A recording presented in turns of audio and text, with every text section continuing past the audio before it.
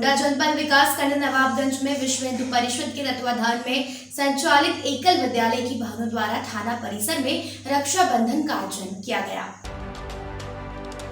गोंडा जनपद विकास खंड नवाबगंज में विश्व हिंदू परिषद के तत्वाधान में संचालित एकल विद्यालय के बहनों द्वारा थाना परिसर में रक्षाबंधन का आयोजन किया गया।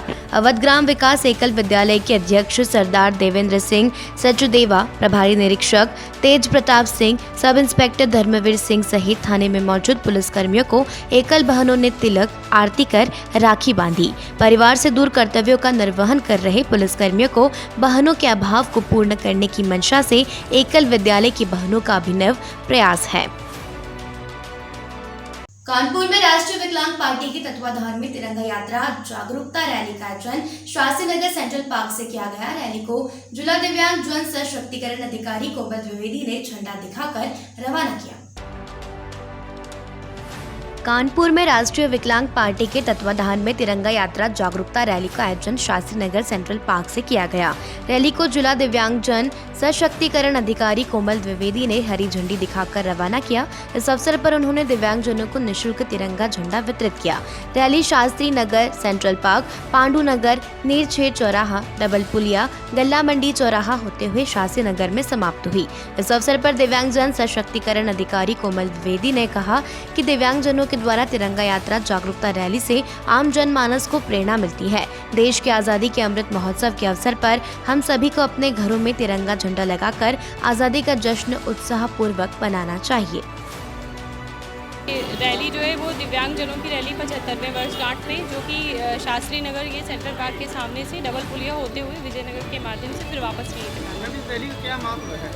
महत्व स्पेशली ये जो 75वां वर्षगांठ मनाया जा रहा है उसमें अलग अलग विभागों के अलग अलग कार्यक्रम निर्धारित किए गए हैं, जिसमें दिव्यांगजन सशक्तिकरण विभाग से दिव्यांगों के द्वारा ये रैली जो निकाली गई विशेष तौर पे सशक्तिकरण का प्रतीक है कि 75वें वर्षगांठ पे हमारे दिव्यांग भी उतने ही सशक्त हैं और उतने ही जोश के साथ ये लोग यहाँ पे आए हैं और जुटे हुए हैं। राष्ट्रीय विकलांग पार्टी द्वारा तिरंगा जागरूकता रैली का आयोजन किया गया है।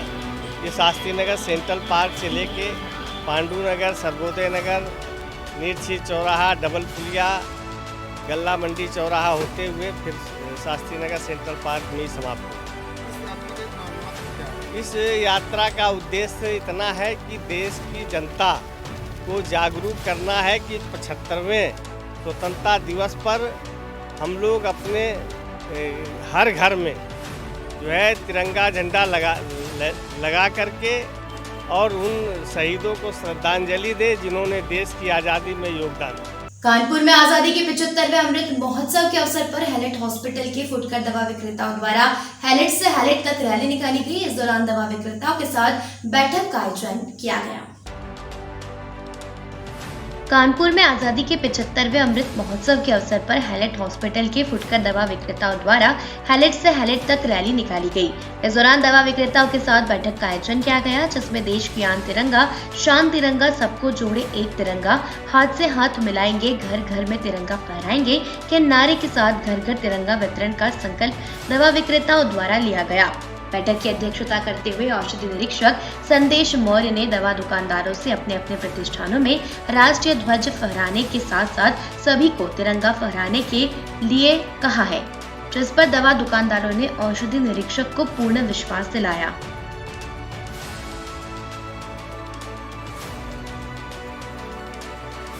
उन्नाव के नवाबगंज पाली में बना प्राथमिक विद्यालय वर्षों से शिक्षा देता चला रहा है।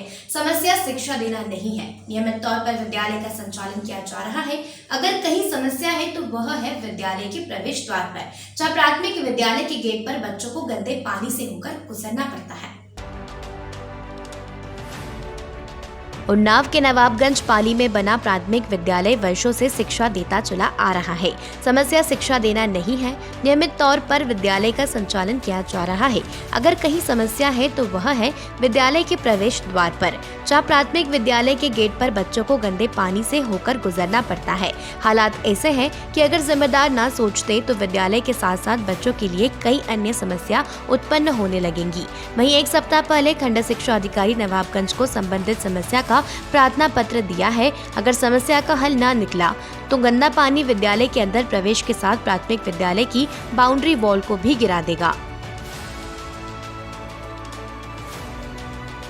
मतलब स्कूल के प्रबंधक ने, खालिद जी ने, लेकिन प्रधान ने कोई उसमें वो नहीं लिया, क्योंकि प्रधान दरअसल वोट देखता है कि 8 वोट किसके यहाँ, 7 वोट किसके यहाँ। मैं क्यों इन्वॉल्व हूँ? प्रधान के बच्चे तो आते नहीं यहाँ, ना कोई यहाँ बड़े आदमी बच्चे आते हैं, यहाँ सब गरीब के बच्चे आते हैं। इसीलिए यहाँ पर कोई भी मुद्दा अब राजनीति से प्रेरित होके टीचर भी ढीले नहीं, ये बहुत पहले बंद हो जाना चाहिए था नाली का पानी, लेकिन ये पानी थोड़ा सा पानी इतना बड़ा आज बन गया।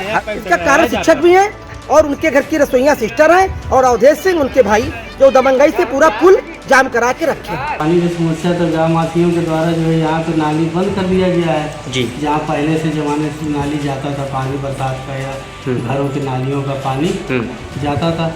हमारे कहने के बावजूद भी प्रधान जी से भी हमारी बात हुई है, पाली के प्रधान जी से आपकी बात थी, उन्होंने क्या कहा?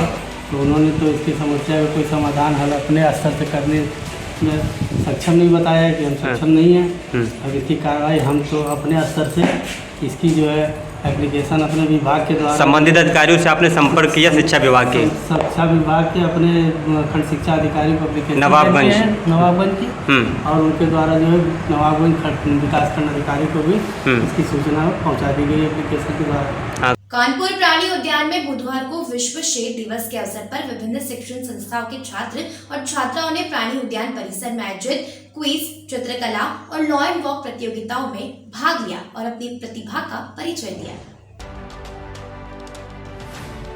कानपुर प्राणी उद्यान में बुधवार को विश्व शेर दिवस के अवसर पर विभिन्न शिक्षण संस्थाओं के छात्र और छात्राओं ने प्राणी उद्यान परिसर में आयोजित क्विज, चित्रकला और लॉ एंड वॉक प्रतियोगिता में भाग लिया और अपनी अपनी प्रतिभा का परिचय दिया। कानपुर प्राणी उद्यान के जनसंपर्क अधिकारी विश्वजीत सिंह तोमर ने बताया कि प्राणी उद्यान की मुख्य वन संरक्षक निदेशक कृष्ण कुमार सिंह द्वारा उपस्थित बच्चों, अध्यापकों और दर्शकों को शेरों के निरंतर घटती हुई संख्या में वृद्धि, प्राकृतिक आवासों के संरक्षण, संवर्धन और इसके समर्थन के लिए जागरूकता बढ़ाने आदि पर प्रकाश डाला।